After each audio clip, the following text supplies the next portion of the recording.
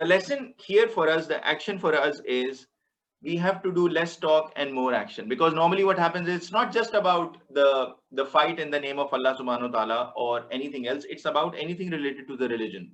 A lot of people say, let's do this and let's do that, I have a great idea and everything. Whenever they when time for action comes, they disappear, so you don't find them.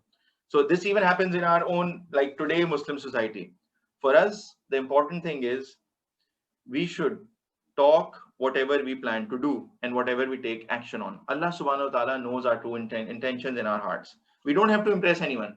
You don't have to just say things, let me go to the Imam of the masjid, to the Imam Sahib, and say that, I want to do this. Ramadan is approaching. I want to bring in so many things for iftar and all of this, just to feel good and, feel nice. And Imam Sahib will be saying, wow, mashallah, he's such a great kid and, he's taking care of everyone. And then when Ramadan comes, I am disappearing. I'm not even there in the masjid, right? So the point here is, they also said that, the example of Bani Israel, right? They said, we will fight, we need the general. And once it was given and once things came to them, they said, half of them ran away. And by the way, we learned that as well. So in the coming account as well.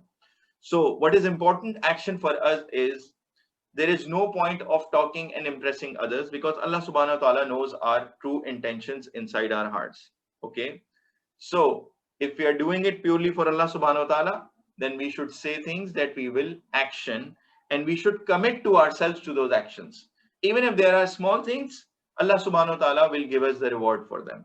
So there is no point of talking a lot, trying to impress people, all of this, and not doing any action. That is one of the important things.